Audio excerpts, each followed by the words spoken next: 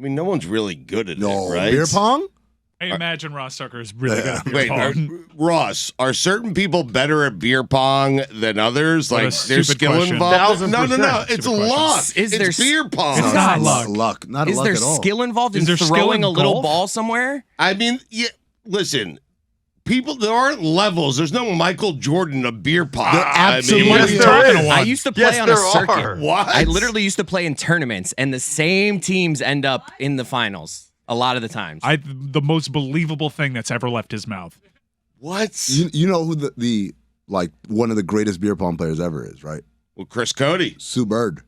Sue Bird, amazing beer pong player. I believe that. That makes a I lot of believe sense. that.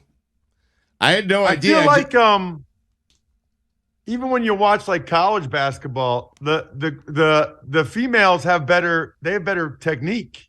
the They're form. better shooters. better form. But Yeah. see, that's the thing. I don't think there's a correlation between basketball and beer pong. Some of the best beer pong players I've seen are people terrible at basketball, but they're great at beer pong. There's touch. You gotta have like there is an element of touch to it that Back Don't obviously. forget the element of surprise. Looking away, bounce one in. I don't like that. I'll smack that. I'll smack of that course shit you out of here. don't. I smack those bounces out of here. Do you? It's the rules. You're allowed to do What it. if you it make it in bounces, the yeah. drinking cup, Ross? Huh? Then it's game over. You ever shoot for a drinking cup? Yeah, see, you guys play with some different rules. Well, that's There's what I'm only saying. one universal rule, and we all know Elbows. what it is. Elbows. Well, okay, then there's And two one universal re-rack. rules. And one re-rack. Drink before you shoot. One re-rack. Okay, there's three rules. Wait, you guys are playing a And if different it- game. In terms of who's allowed to blow a ball out of the cup if it's swirling around. Yeah, do you blow a finger? Maybe. See? No, There's a lot more only rules. only a certain group of people are like I'm not going to go there. No, you guys are playing by different rules. What This if- is what a if- game I'm what- not familiar with. What like, if the ball bounces back? What's a halfway line, offhand, or behind the back? See, there's so many rules. Oh, if you get your Yeah, rebound, right? you're getting a little over aggressive. I'll never forget when my buddies were in college. It was so fun to have the pledges. They would pick the ball up. Oh, off the ground? Yeah, we would have them be rabbits. So it just makes it so much because it's so annoying to bend over to pick the ball up. So we would make them slap the floor and get in the defensive stance No, and then go Wojo? pick the ball up and bring it back to us. It was amazing. You made him do the Wojo? The Duke Wojo? It was awesome. It was awesome. the Wojo. Yeah, he slapped the ground. No, I know. I'm familiar with his work. It's never been the same now that I have to bend over and pick up the balls myself. Ross Tucker is with us. He is with Westwood One. He's on the sidelines for 49ers and Eagles this weekend. Are you sad? Like, I get sad this time of year. I'm excited for the games. There's 3 games to go, but I also get sad because soon there'll be no more games, and that makes me sad. How about you? I always have mixed emotions, Stu, because like on the one hand, I'm with you. I love football. Like I'm an addict. I think I call like 30 games a year. I love everything about it. And so in April or May, I'm going to really be missing it. The flip side is I have traveled. I do the Eagles preseason game. So I think since like August 8th, I've called at least one game, which means I'm away from my family every weekend for like 6 months. Right. So part of me is looking forward to, at least for a couple months, being home and not having my wife mad at me because I was away all weekend and she had to deal with the kids. What's your favorite venue that you've called a game from? Ooh, so there's 3 that jump out to me right away. NFL, it's Lambeau Field. I don't know if you guys have ever been, but it really is a bucket list item. It's just everything about it's incredible. I mean, first of all, you're driving in like this suburban streets, and then you make a left, and it's exactly like where the high school stadium would be, except it's Lambeau Field. It's just wild that there's this 80,000 seat stadium there. And then, you know, you've got the people tailgating. There's about 3/4 of the people are in the stands an hour before the game. The grass is just perfect. The lighting's amazing. They always have brats and one of the best press box spreads in the NFL. So I always have Like they have macaroni and cheese and pulled pork. I put the mac and cheese and pulled pork together. Nice. They call it pack and cheese. I always have 2 brats at halftime. Everything's amazing. I got a story for you guys. My rookie year, we're playing at Green Bay. I'm playing for Washington. We are getting our you-know-what's kicked, right? Like Brett Favre's just killing us. And one of the veteran guys on the sideline says, man, I'm ready for my brat. And I'm inactive. I'm not even dressed up for the game. I'm like, what are you talking about? They're like, oh, wait till you see this. After the game, there's some lady outside the visitors' locker room. She gives us all brats before you get on the bus. I'm like, seriously? Yeah. So, like, it's like a mental thing. They act like they're being nice, but they're really just trying to get you to end the game. Literally, we're losing. It's the 4th quarter, and guys were already thinking about the brat lady before we got on the bus. All right, what's 2 and 1? You said you had 3, right?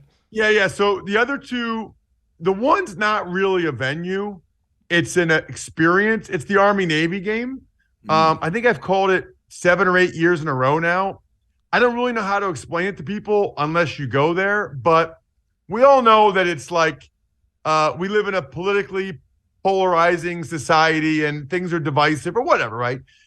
You go there that day, and it's the one day of the year where you really feel like, okay, we are all in this together. It's not like Republicans versus Democrats. Like, we're all Americans. We're all together. Because Navy and Army, they hate each other. They want to win. But you just have this great – there's something so cool, by the way. What other sporting event has every member of the student body for both institutions? So the corners of the end zones, it's every midshipman. It's every cadet. They're going crazy. And just the energy that they bring is awesome. And then I call every Army home game for CBS Sports Network. And I'm telling you, before I got the gig, people were like, oh, you got to go to Mikey Stadium. You got to go see an Army home game. I was like, yeah, I'm sure. Like, I grew up with Penn State season tickets. I'm like, yeah, I'm sure Army Stadium is great. Yeah, I'm sure it's great. It is awesome. I mean, they got the parachute guys coming in from the booth. You can see the Hudson River. The water is right behind the stadium. It's beautiful. When they run out of the tunnel, when the Army Black Knights run out of the tunnel, about like 20 yards over their head is an Apache helicopter. But I'm just telling you right now, my team would never lose a game if I ran out of the tunnel and there was a helicopter leading me out onto the field. We would win that game. I don't care who we're playing. Wait, Ross, every game they got the Apache helicopter doing a flyover? No, not a flyover. Oh, it's just leads them out. It leads them out. Yeah. They run out of the tunnel. It's like 20 yards above their head. Like the other teams are always like, oh crap. And they specifically put every single cadet behind the away team. So like they're just like yelling at them. Here comes the helicopter, and the away team's like, holy crap, what did we get ourselves into? It's amazing. I mean, Ross, I don't care what leads you out. Your team's losing by 40 to Alabama and Georgia. I mean, you know what? You're probably right. No, but I'm it's not just probably the mindset of having. You know what? We might lose the game, Stu, but if we want to, we could blow the crap out of the team bus right after the game. You win the pregame, though. You win every pregame. Okay, you do. And number 1. Well, I was tying. Okay, you were tying the Army Navy game. Army home games and Lambeau are the 3 that jump out to me. What's your least favorite venue? Like where you're like, when you get the assignment, you're like, oh, I got to go to that dump again. Well, there's some rough college stadiums. I do a lot of group of 5 games for CBS Sports Network. And so there's a wide variety in some of the group of 5 stadiums where like they don't have any food. Like, they don't even have an elevator to get up to the press box. You, like, walk up the steps. And, it's funny. I love doing Maction. Like, I love midweek Maction, Tuesdays and Wednesdays, because it's the only game on. I'll get, like, text messages from GMs that are watching, or everybody bets on the games because the only game on. But some of those games, Stu, I'm telling you, there's like less than 200 people at some of those games. And so it's just like, it makes it, it's a tough environment. when there's like nobody in the crowd. Stugotz, it reminds me when I was scouting. It was always, to me, the buildings that were so overrated. When people were like, "Oh my God, the history!" I'm like, "This place is a dump." And one of them was like the Palestra in Philly, because it was literally like it was built in the 1800s, and like it's cement seating and no concessions in one bathroom, and the bathroom was just a hole in the ground. And I'm like, I don't understand. I don't get it. I'm not with the whole tradition thing. There's a certain level of like, we got to have kind of like the Orange Bowl. Like people would talk about it, then you get there, and it's an absolute dump. It's a dump. Yeah. You know what shocked me? What's that? So I grew up outside of Philly, so I grew up a big Eagles fan, right? And growing up like in the 80s and 90s with Aikman and Emmitt Smith and Michael Irvin, like the Cowboys Stadium in Irving, Texas looked amazing on TV. Like it just looked awesome. I went there as a rookie. I was like, this place is a dump. This place is, I couldn't believe how bad it was. I mean, and then the next year, Washington cut me, and I was starting the last 7 games for the Cowboys. And I was like, man, TV does not, like, there is nothing better that television has ever done than make Texas Stadium look so much better than it really was. It's that aerial shot of the star on the field, like through the hole in the roof. That's what made it look so cool. Stugotz, Madison Square Garden was like that too. Yeah, before they fixed it. But it's nice now. They fixed it now. They renovated it. Oh man, the rats in there. I know. The circus rats. I know. Nassau Coliseum. I can give you dozens. I mean, the old school places were great. Boston Garden. Oh man, what a dump! You'd be sitting behind a pillar. You gotta lean to the left or right just to watch the game. Hey, so I grew up going to the Vet in Philly. That's a Veteran Stadium. That was a dump. I'm telling you, the first couple games my dad took me to in the mid-'80s, I kid you not, I watched more in the 700 level because that's all we could afford. I watched the stands more than I watched the game. I'm like 6 and 7 years old. I'm watching this guy with a Cowboys jersey get punched in the face. I'm watching this lady get a whole beer dumped on her head because she was cheering for. I mean, it was like an eye-opening experience for a young kid to be in the 700 level of the Vet back in the 80s, man. Fandom. Ross, do you agree with me that Brock Purdy, like it's a great story? It is. There's no questioning that. Like the NFL is so great in this regard. You have 3 great quarterbacks, 3 MVP candidates, and then Mr. Irrelevant, the last pick of the draft. And those are the 4 quarterbacks in the championship games coming up this weekend. But like we're making a little bit too much of Brock Purdy. That's the best team in the NFL, and I'm not certain Brock Purdy's the reason they're there. In fact, I would tell you he's probably not. It's because of that defense. It's because of the running game, the wide receivers. But I feel like we're making a really big deal about Brock Purdy. I need to see him go do it on the road in the playoffs, and that's something he hasn't done yet. Doing it at the friendly confines of your home stadium with a great team, okay, great. Do it on the road against Philadelphia in that environment. Agreed to some level, Stu. But it's so funny you say this because I tweeted this like an hour ago at Ross Tucker NFL. You know that if he plays poorly, people are going to come out of the woodwork to be like, see, Brock Purdy stinks. See, that's why he was the last pick of the draft. Meanwhile, by the way, that environment is going to be insane. Mm-hmm. A lot of quarterbacks would play poorly. And I mean, Josh Allen didn't play well this past weekend. A lot of quarterbacks would play poorly in that situation. But the way it is, and Amin knows this because of his time in scouting, right? If you're like a first-round pick or highly touted, you can play crappy for 5 games. Then you play one really good game. Yep. Everybody's like, see? That's him. That's why he's a first-round pick. Purdy, mark my words, if the Eagles win that game and the Niners, it doesn't go well for them, all of the draft guys who don't want to feel bad about themselves because they said that nobody should draft Purdy, they're going to say, he's just limited. See, that's why he just can't do it. Like, meanwhile, but Ross, how many guys would go into Philly against that D line in the NFC Championship game and play well? But I promise you, it's a self-fulfilling prophecy for a lot of people, especially the draft community, they can't wait for Purdy to play poorly, hopefully, in their mind on Sunday. But that's why you do it on the front end. That's why I stay ahead of that. There you go. So I'm telling you right now, he's not going to do it, and I am going to crush him when he doesn't do it. Okay? And what if he does it, Stu? I will give you credit for doing it on the front Bowl. end. Yes, Stu.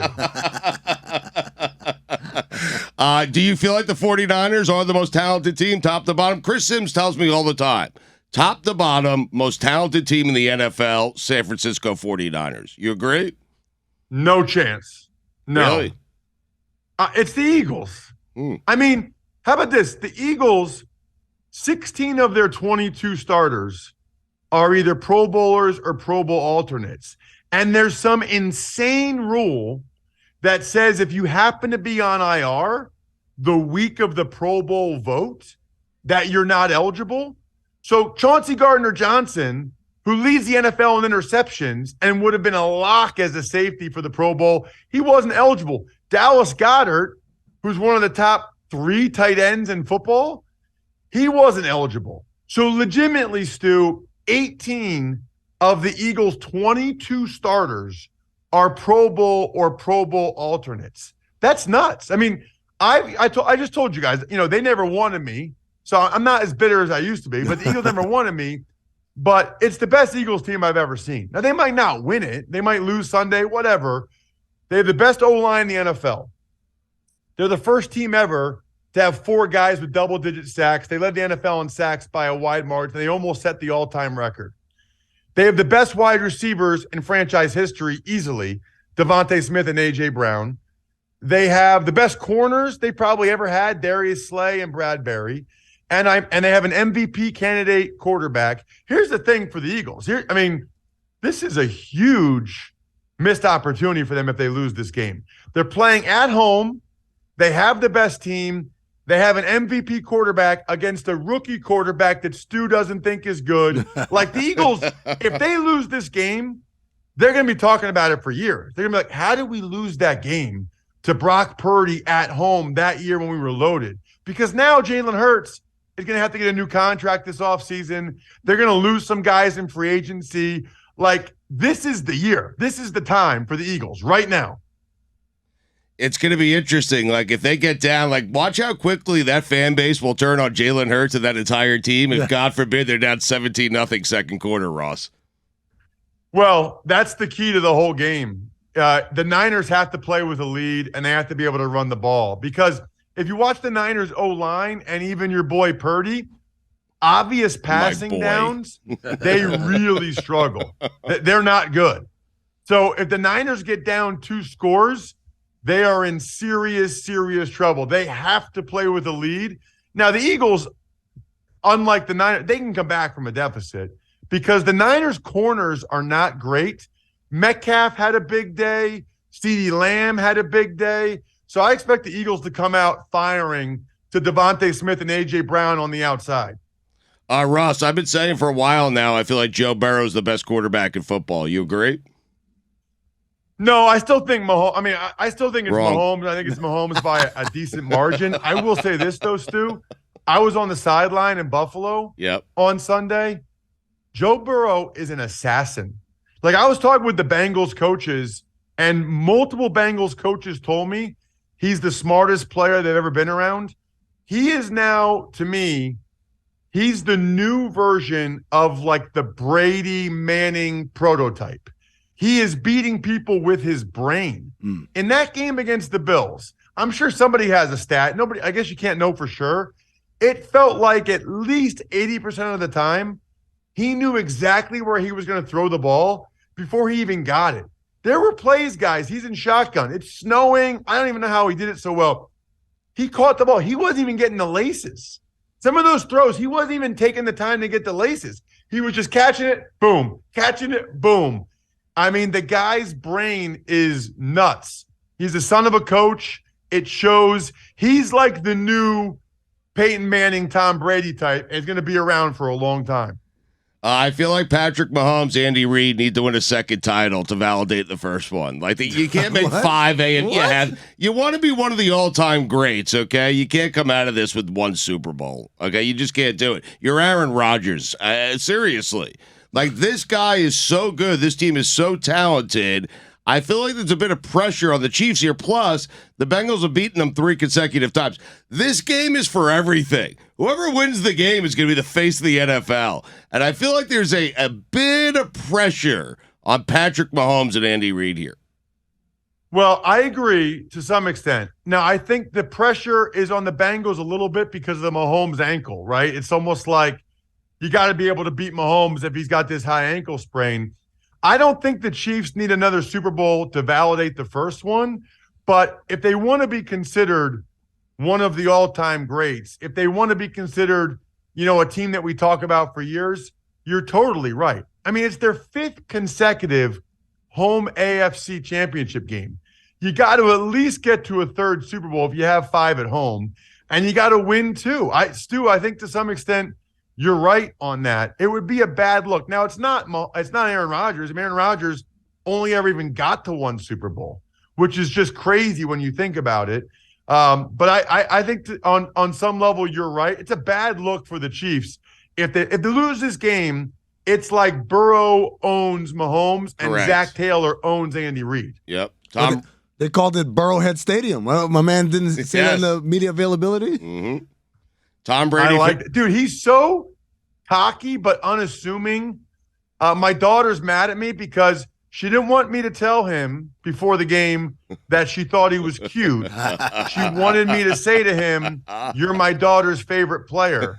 And I got home. I said I wasn't able to talk to tell him that. I said, I wanted to know what he said. He's like, you know why she likes him? He looks like a grown-up Macaulay Culkin in Home Alone. He does. Oh, that's He a likes good call. Home Alone, and Joe Burrow looks like, Macaulay Culkin like 10 years later. He looks like he's like a teenager. Anyway, my daughter's 10, and she likes the Bengals solely because of Joe Burrow. Tom Brady finished? Definitely not. Good. No. Attaboy. I think Proud of honestly, you. Stu, like, even if you told him he'd be 500 next year, he'd still play. And I don't know if he's just like afraid of life after football or if he realizes you just can't replicate it anywhere else. Like, I try to tell people, I love my life. Like, I love doing the broadcasting stuff. Sideline will be awesome. But that feeling when the coach says 2 minutes and you stand up in the locker room with your helmet and shoulder pads on, and that walk from the locker room to the tunnel, and then they announce you starting left guard, Ross Tucker, you run out of there, and there's 75, like, you can't replicate that anywhere else in life, which is what I love. I don't care how rich you are, the Broncos owner or Jeff Bezos or whatever. You can't replicate what that feels like to know, A, you've earned that moment, and you're running out in that field, and all those people are watching you, and there's the threat of imminent danger, potential injury. It's like a drug, and I don't think Brady wants to give it up. You done? Yeah. Oh, you signaled to me that you had another question there. It's going to get long-winded if I ask it, though. So, all right, Ross, check them out. 49ers, Eagles, Westwood won, NFC Championship game. Enjoy championship weekend, man. Couple of weeks to go. Then beer pong and skiing. get that form ready. That's right, man. I cannot wait. Thank you guys so much for having me. I love the show. All right, Thanks, talk Ross. to you soon, buddy.